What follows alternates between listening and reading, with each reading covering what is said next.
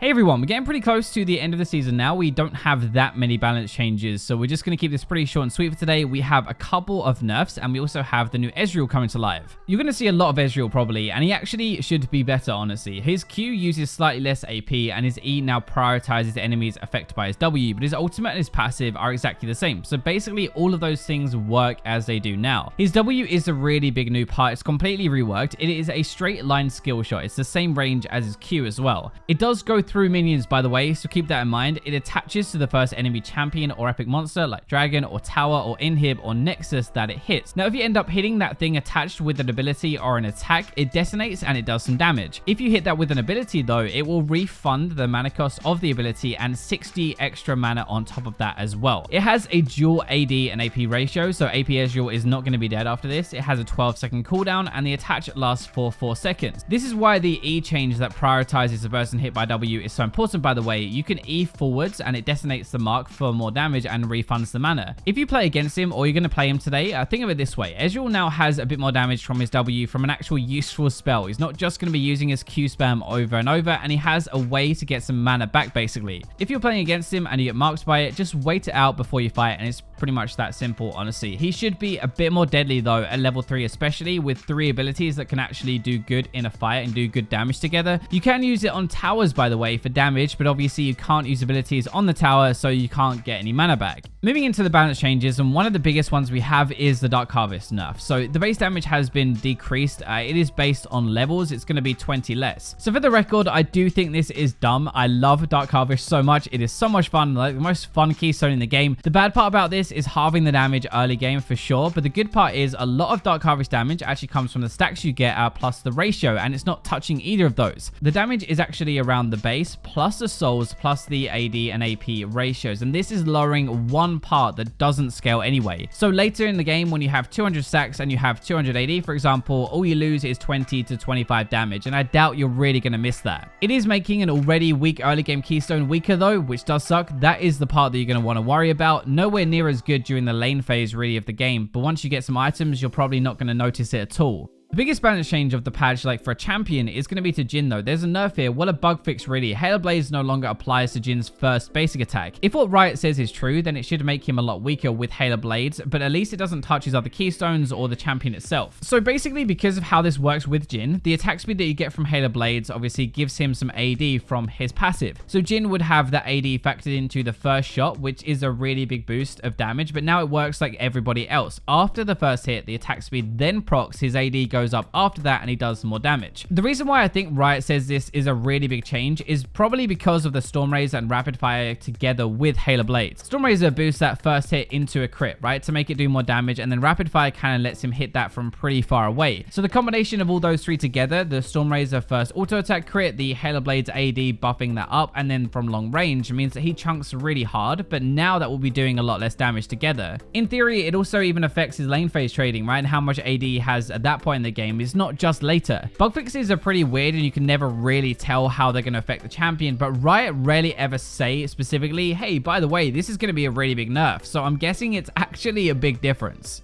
There is an Ahri change as well to our ultimate cooldown. It's going to be increased early, so it's now 20 seconds higher rank 1. Eventually goes back to the same rank 3, and it's probably going to be 2 things really. She has had the highest mid win rate below diamond for a few patches now, and is still one of the most played as well, which is pretty crazy. She is way too safe, can screw up and not get punished and die for it, combined with wave clear and a bunch of damage. It's kind of too much. It's going to be also though the new slow build as well, making that even worse at higher ranks. The Glacial Augment and the GLP on Ahri is bonkers, and she's being played even more. So this nerf is going to limit how much she can do really. She's going to die more in a game without it up as often, and she won't be able to fight as often either. So it's like a combination of dying more and getting less kills. That should lower how good she is for sure. Let's look at Evelynn quickly. So her empowered E damage has been decreased early. It's 20 off rank 1, and her ultimate damage has been lowered by 25, and the execute part has been lowered by 50. I'm still going to ban her, honestly. This is about 45 to 70 damage off of her combo early, which is quite a bit at that stage in the game, but it isn't going to stop her destroying mid to late game with a few items, which is really when we have a problem with her. Evelynn is a crazy good champion on a jungler who at least has like half a brain, and I think most people can make her work. The thing is, she will be weaker early, and so if you counter jungler or if you like pick fights with her and stuff, you stand more chance to win and shut her down at least. So if you're gonna abuse this nerf, you have to do it early game. The last real big one we have is a Nami change. Her W heal has been decreased. The damage is the same, by the way, which is pretty good still, so you can still bully and try to poke people down. You just can't spam your heal over and over to make up for bad trades as much as before, or like bounce it to do damage and then back for a massive heal. This is kind of the issue I have with Nami, really. She trades with you, does a good amount of damage actually, but then just heals her back up herself afterwards, which is proper dumb, really. You should be able to do loads of damage and then heal it all back up. If you basically pick a kill lane versus her now, so like a Thresh or a Pyke or an Alistar or something like that, whatever has engage really, you should be pretty fine now. And there is a clear way to beat her, like get her low and she can't heal back up as easily. There are two more pretty small changes. I'm just going to skip over these really. Like there must be a Graves main on the balance team for this one. His base AD has been lowered by 3. Sun also is getting his health regen down 1.5 per 5 seconds, but both of these like are unlikely really to impact solo queue too much for us either way. So that wraps up what you have to know for the patch really. Hope you enjoyed the video. Thanks for watching, and for now I will leave you with the robots.